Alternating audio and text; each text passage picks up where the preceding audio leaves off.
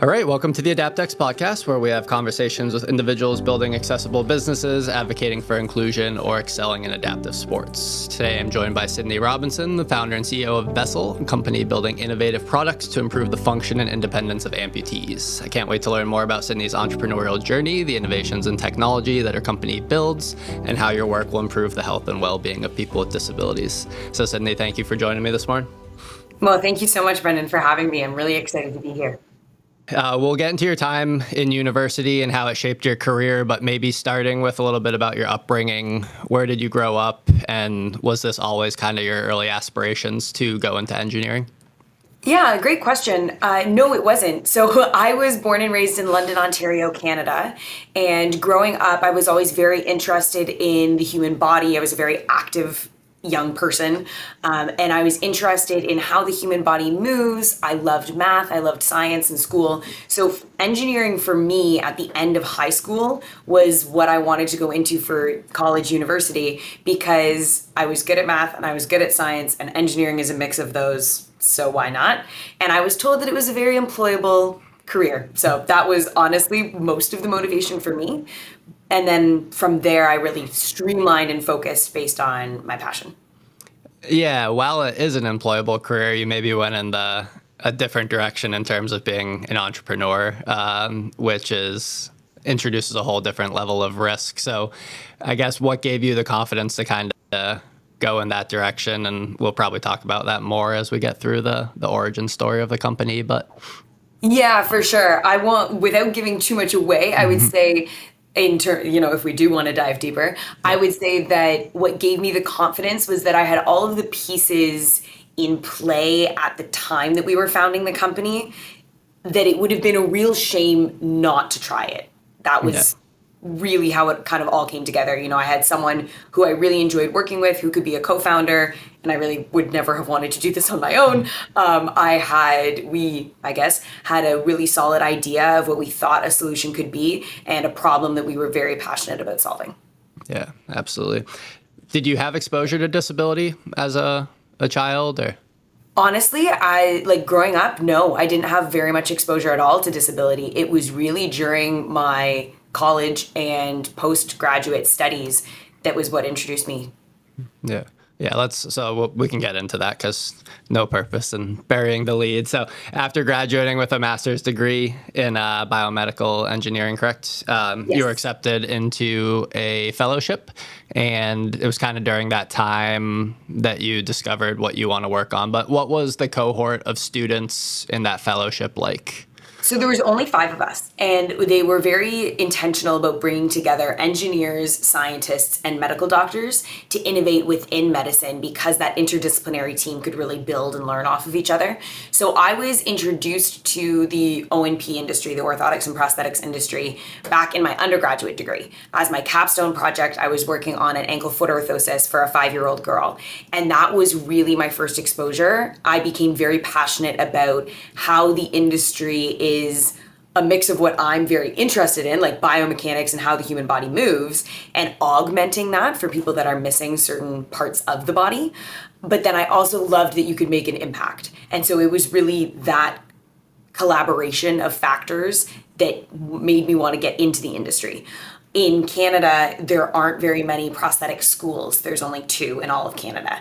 And so I thought maybe I should focus more on medical device design in general, give up the dream, if you will, of going into O&P and just kind of stick more general medical device design.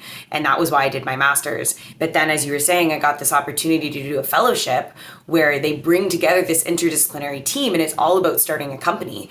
And I had never seriously considered starting a company, but it was something I was kind of curious about.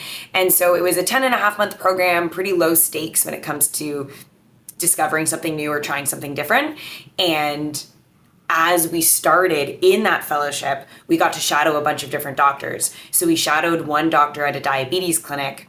Lo and behold, we met a lot of people that actually had leg amputations, and we were learning more about how debilitating it can be when the prosthetic leg doesn't fit properly. And that was, for me, a light bulb moment of, oh my goodness, here is this massive problem in an industry that I'm extremely passionate about. It just felt a little bit like a tap on the shoulder. Yeah.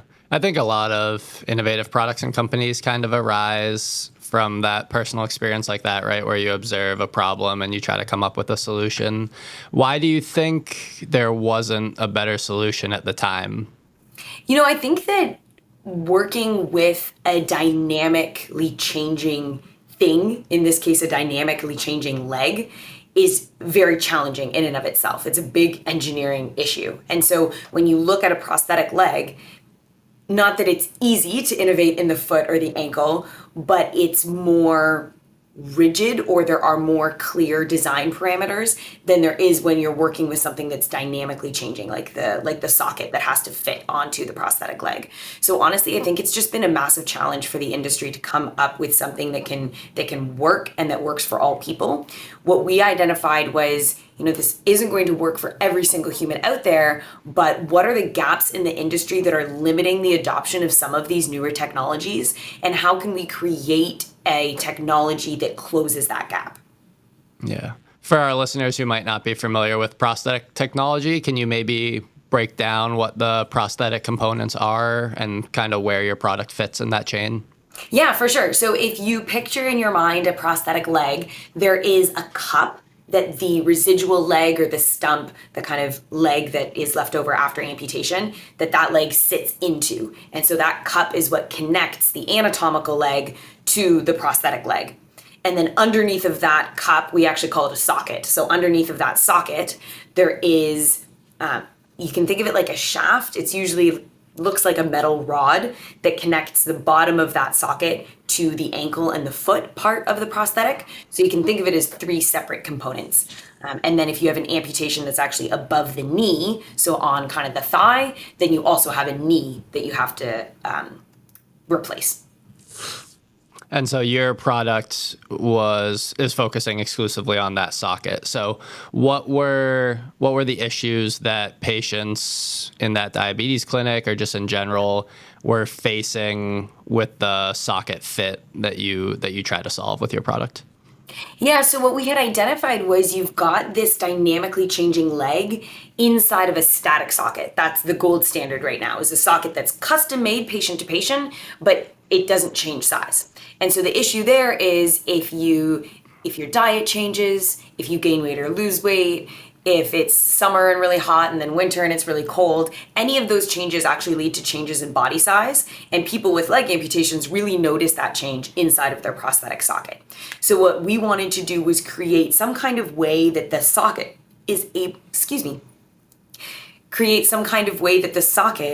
is able to automatically adapt as the leg is changing size throughout the day. And how does the product go about doing so? So I would imagine, one thing that I found interesting when I was kind of researching the product was, like, I see technology at my gym predominantly with some of our clients post-stroke or spinal cord injury, and the technology is great until it isn't. Like, it solves a specific problem, but then if it's not working in the way that it is intended to, it can become really debilitating. So I don't mean to undersell your product, but there's some simplicity, right? You wanted to make it not reliant on sensors and all these various components. So, like, what was that process like? I'm really interested in the iteration process of it, kind of what the first product was, and kind of where you've arrived at this kitten adaptive product now. Thank you so much, Brandon. I really appreciate you kind of teeing that one up, because it is something that we talk about a lot, and it's something that prosthetists, the clinicians that work with people with leg amputations, it's something that they identify right off the hop is, oh, this is a purely mechanical device. Like, that's really nice. That's a lot more durable and a lot more reliable, which was exactly the goal that we had going into it. So when we were first coming up with different designs, we spent 90% of our time talking to amputees and prosthetists.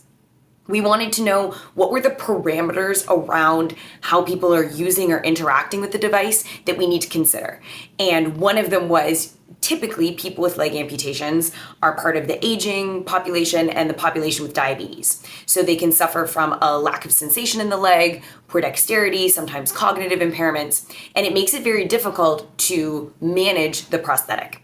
So we didn't want to then, I don't know if you have grandparents that are still with us, and if you've ever tried to teach them how to text or use an app or use an iPhone. Not all people of my grandparents' generation, but a couple of my grandparents have been a little bit harder to teach than others. And so we just didn't want to create a barrier to adoption by having something that is controlled with an app and is really complicated to learn and requires a lot of management. That long-winded way of saying, we decided, what if you could use the motion of someone's walking, their walking motion, the movement, the natural shift of the body weight side to side as you're standing, and use that as the power source to actually drive that automatic adaptation. And that was what we worked with throughout all of the iterations of the product. But as you had alluded to, it looks very different now than it did as kind of the first idea. Yeah. Is the ISO form that you published about in 2024, has that evolved into Kin, or is that a separate? It has evolved into Kin. Isoform and Kin are really the same thing. We actually just renamed it. Yeah. So Isoform, we learned, was a name that is taken by a back brace that is in the O&P industry. So we're very different than a back brace, but you could get confused because it's in the same industry. And so we decided to rename it to Kin instead. Yeah. I don't know if it's a straightforward enough question for you to explain in a context that would be comprehensible to listeners, but you mentioned like a kinetic response that the socket has. Like, I guess, how does it work from an engineering standpoint? Like, how does it respond to the changes in fluid dynamics? Yeah, absolutely. So the easiest way to think about it, because it doesn't measure anything, it's not keeping track of anything, because as you said, there's no sensors, batteries, or motors. Yeah. What it is doing is, again, monitoring, in quotations, the tension that's in a cable. So if you think of a metal disc that sits underneath of the socket, kind of between the socket and the rest of the prosthetic leg, and it shock absorbs. So every time someone steps, it squishes a little bit more, and it's using that motion to actually drive custom panels and tighten these custom panels against the leg. And they're connected with a cable. So it's pulling on that cable, pulling panels in against the leg, but it only does that to a set tension level. So it's always trying to tighten, but once it hits that preset tension, it stops tightening. And so what's really cool about that is that the prosthetist can set each patient's tension a little bit different. So I might like my shoes tighter than you like your shoes. And similarly, different amputees like their sockets to fit a little bit more snug or fit a little bit more loose. So you can accommodate for that personal preference, and then it will maintain that fit feeling throughout the day. Okay. So when a patient goes to their O&P, is there any degree of they're still getting a regular appointment to fit the socket in the same way that anyone else would? Are you working direct to consumer? Are you kind of business to business, selling to clinicians? Like, how does that model, or how do you envision that model developing? Yeah, good question. This was another thing, just like we wanted to keep it mechanical for adoption reasons, we also wanted to make it integrate really seamlessly into what prosthetists and amputees are already doing. So exactly as you said, amputee still goes into the clinic. Either they've seen our product somewhere and they say, hey, I want to try this, or the clinician themselves says, hey, I think you'd be a good candidate for this system. But we are a business-to-business company. So we sell to the clinic, and the clinician will say, oh, I thought of Brendan for this. He would be a great candidate for this device.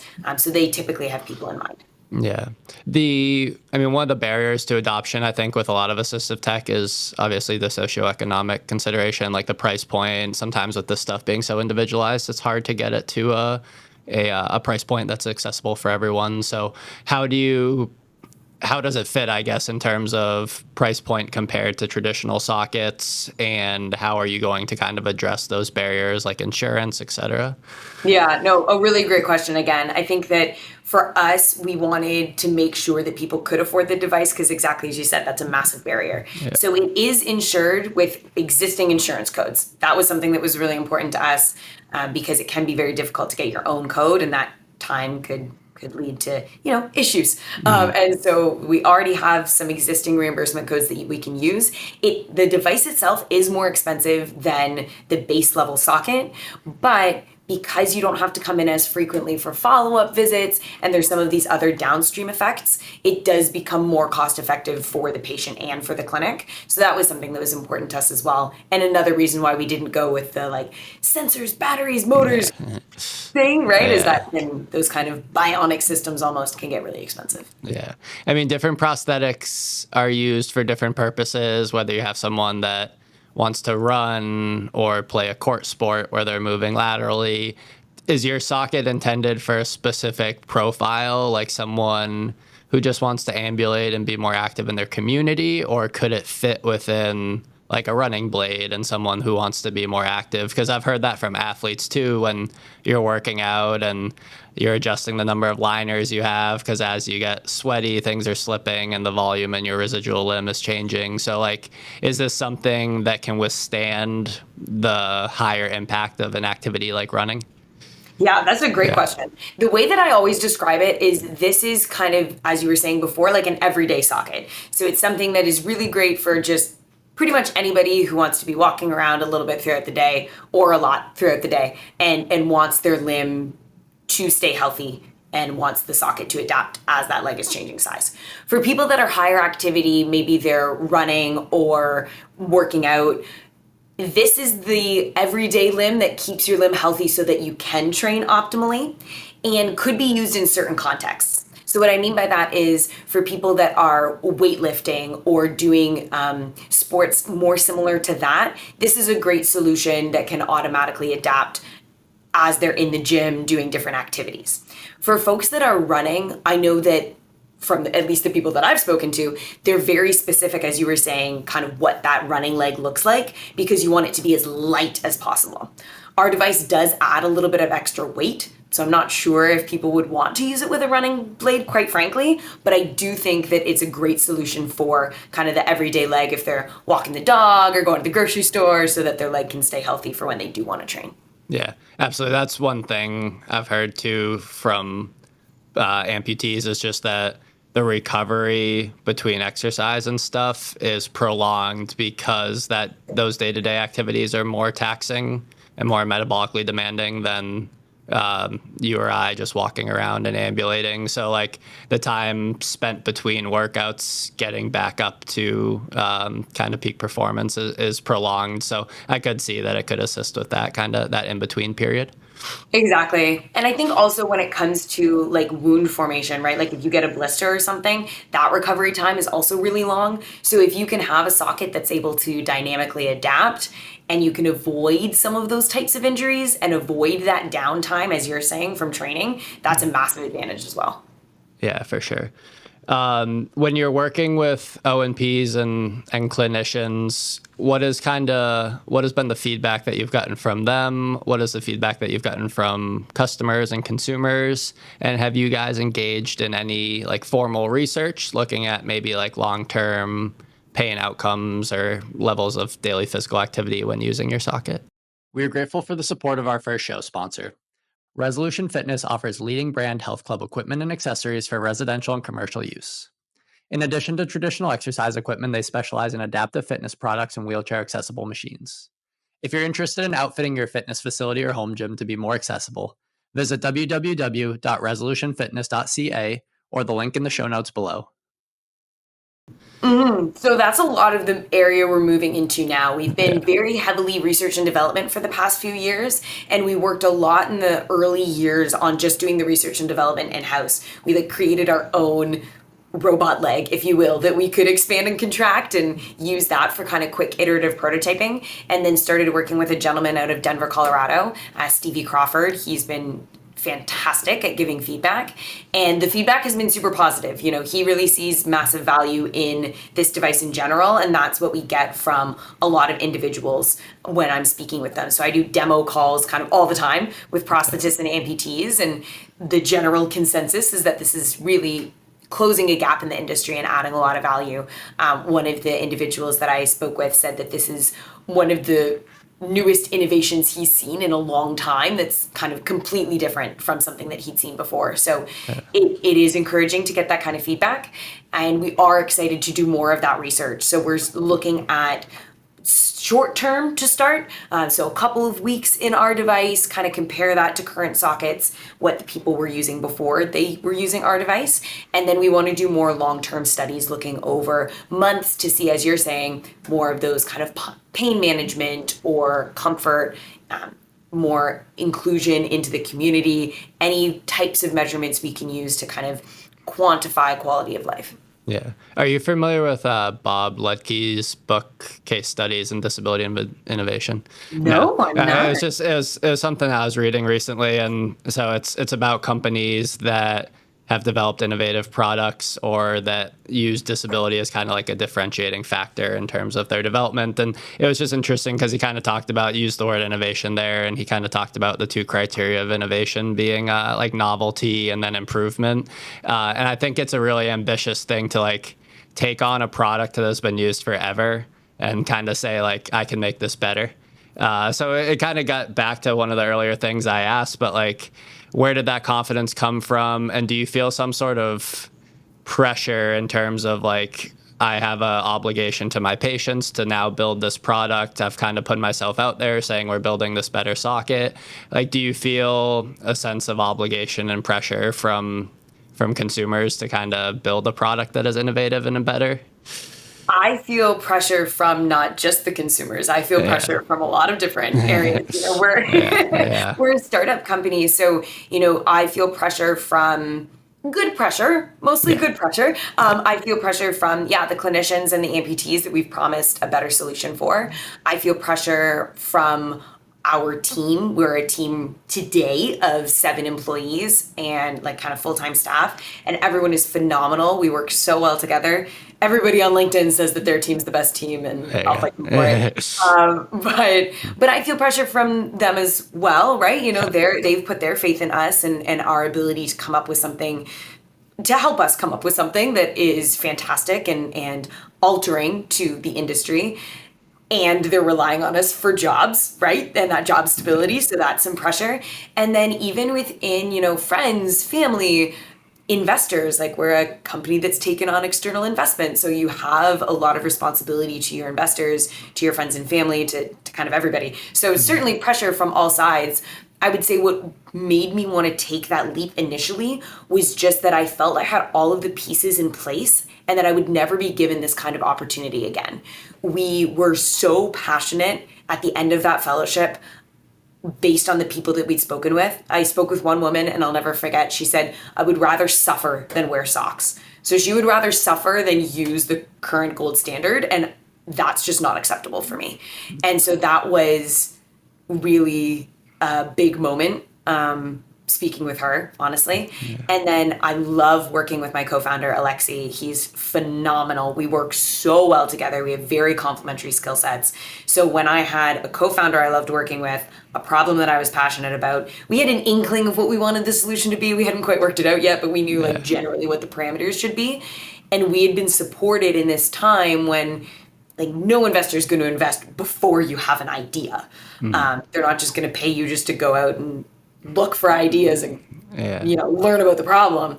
And so I felt as though I'd been given this opportunity, and it would be a real shame if I let it go to waste. You've been in accelerators, you've taken in investors. Has their input and like this external feedback ever been in conflict with what you kind of feel like as an entrepreneur, the direction you should go in? Oh, for sure. Everybody has their own biases, right? Like everyone has an idea of, and especially investors, I would say, we love investors. And investors often come with their own biases. If they've built a company themselves and it worked out really well, which is why they're an investor, then they, well, we did it this way, so you should do it this way. And so you do have to, that was a big lesson for me starting the company, was which advice do you listen to and when? And I think I've gotten a lot better at what pieces of advice to actually listen to and to kind of take in. But yeah, it conflicts all the time. I just think of like my experience, the word entrepreneur to me is a little cringy but like as a entrepreneur, like opening a gym and then starting this educational company as well. But like sometimes you start a business because you're really passionate about the specific subject, but then you're thrust into this role where you're managing employees or looking at the long-term trajectory of a business. What has been the biggest challenge for you as a CEO of a company, and kind of, I guess, when you reflect on your leadership style or what you want your employees to think about you as a boss, like what do you hope that they get from working with you? Oh, that's a great question. Yeah. I'll start with the second question, go back to the first one. I hope that my employees, just like I hope that anyone who interacts with Vessl in any capacity, I hope that they feel empowered. That's something that's extremely important to us. It's one of our core values in the company. It's in our mission and our vision and our values. And I want our employees to feel like they're empowered, whether that's within this industry or within their careers. And I hope that I play a vital role in that empowerment. One of the biggest challenges for me in the CEO role is that long-term vision. It's a muscle that I have had to exercise, and it's really the crucial point of being the CEO of the company. So when Alexi and I started, we actually were just co-founders. No one called anyone the CEO yet for about 6 months. And we saw kind of where did our skill sets fit in and who was taking on which roles within the company. And it became very obvious that Alexi is creative and very, mechanically and design oriented. His mind is just that way. And so he became our chief technology officer for sure. And I loved this stuff. Like, I loved talking about what we were doing. I loved learning from clinicians. I loved bringing all that knowledge in to kind of, as you were saying, alter the trajectory of the company. And so that muscle of thinking about what is the big vision, like how big can we build this? I think that is something that when it's just the three of you building away for like a year and a half, it's hard to envision. But the more people we bring around the table and the closer we get to commercialization, and then, when all goes well, as we're scaling and selling the devices, I think that vision will become a lot clearer. Yeah. Maybe on the subject of growth, you have one product now, but I know you have aspirations to kind of build a suite of products. Have you already kind of mapped out some of that and what direction you want to go, or is that still ever evolving? Or, well, I'm sure it will always be ever evolving, but oh yeah, you got it. Yeah, always evolving. I would say we've got a very clear, like, kin, we know what we want to bring to market first with kin, and then we know all the little like alterations that we want to make to kin to make it a little bit better.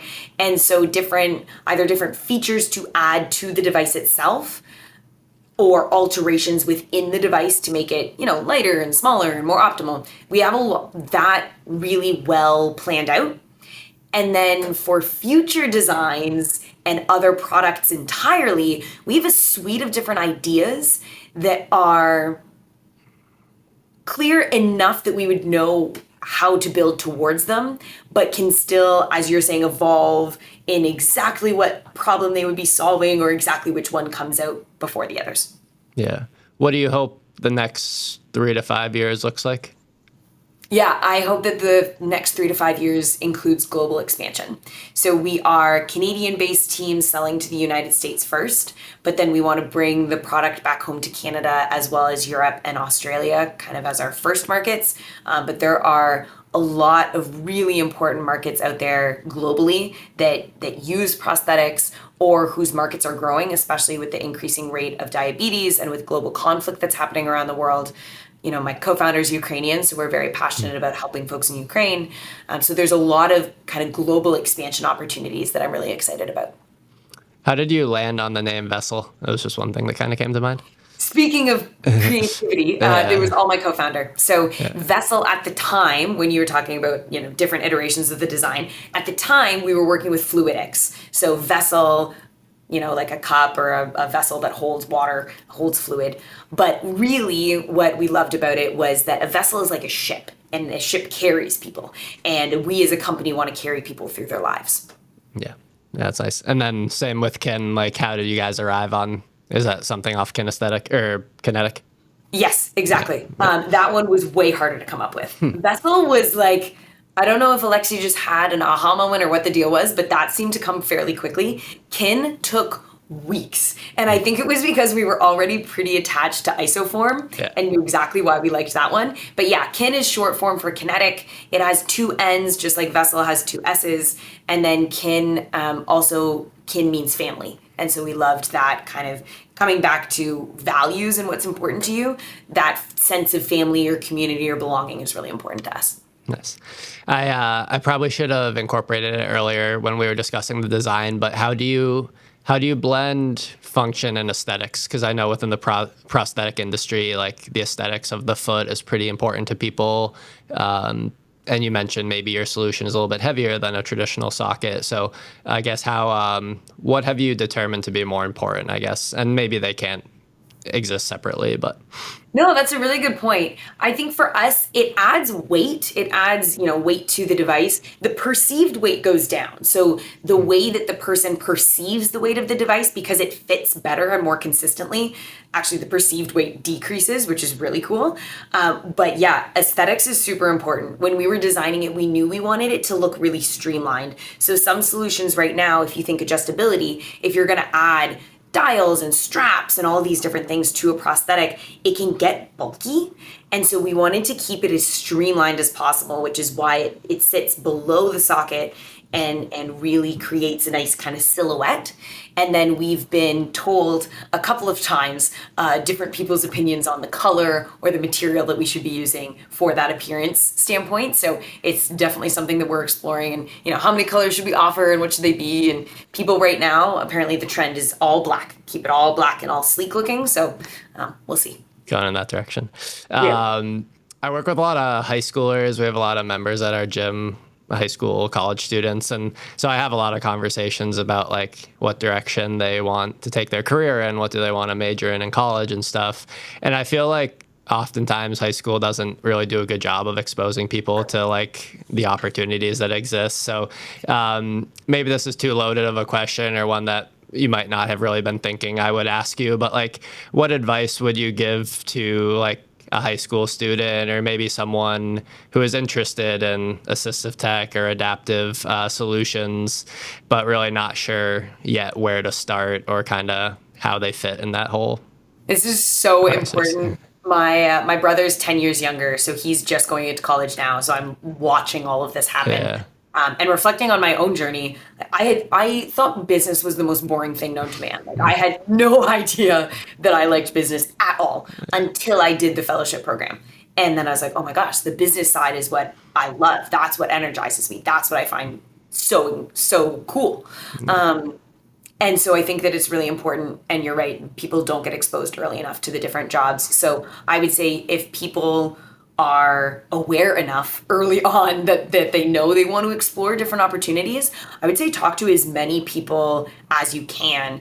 If you're, I don't know if you can get a LinkedIn that early, but if you can, do it. And reach out to people or reach out through a website or something. But people are really, really willing to help. Like anyone who I reached out to when I was looking for a job, I would go to a company that I was super interested in and reach out to someone who is in my role and just say, hey, could I chat with you about what a day in the life is like? And I got a lot of really great information that way, but I also got a lot of really great kind of lifelong connections, like people who 6 years later I've reached back out to and said, hey, I know we chatted when I was looking for a job, but also great to reconnect. And do you know someone who fits this profile? Or I thought of you and I think you would get along really great with this other person. I digress. All of that to say, reach out to people. They're very willing to help, and just ask about having a call, a day in the life, learning what you can. And if you get the opportunity to go and like shadow or do an internship or something, I think that adds a ton of value and can really show you what you're actually interested in. Well, that's what I think is interesting about your experience, right? Because like if you had never had that capstone project, or if you had never done that fellowship and shadowed that specific doctor, like it's probably safe to say that your career would have gone in a different direction. So I guess just the accumulation of experiences and environments is probably pretty important. Oh, 100%. Yeah. And it's cool when I look at other startups in my space or in my community, and even look at us, like when you work for a startup, and you would know this as well with, interns that you've worked with or people that you've worked with, you get a lot of exposure to different elements of the business when you're working in a startup, because we need your help in so many different areas. And so, right, everybody has to kind of wear a bunch of different hats. So I think that that's one of the cool things, if you are interested in adaptive tech or something, selfishly, I would say reach out to the startups, because I think that you'll get a lot more opportunities and exposure and less red tape. Yeah, absolutely. If people want to learn more about Vessl, what is the best place for them to go to? We are most active on LinkedIn, so I would recommend going to LinkedIn. I do a lot of posting on there. Follow me, follow Vessl.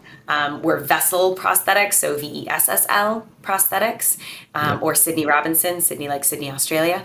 But also on the website, like we've got lots of places for you to reach out on the website to sign up for a newsletter, or just reach out and kind of email us, and we're very responsive over that platform as well. So follow us on LinkedIn or Facebook or Instagram and reach out on the website.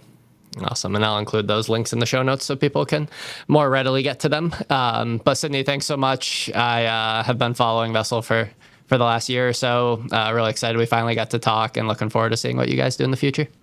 Me too, Brendan. Really excited with how our paths will cross, and really grateful for the opportunity to be here. Thank you for listening to the AdaptX Podcast. Our effort to amplify the ideas of our guests and create more inclusive and accessible industries is futile unless these episodes reach a larger audience. If you enjoyed our discussion today, please leave us a rating or a review on whichever platform you use. And if you would like to learn more about AdaptX, the course that we teach to health and fitness professionals and the projects that our organization is working on, you can subscribe to our newsletter through our website, www.adaptx.org. Until next Monday.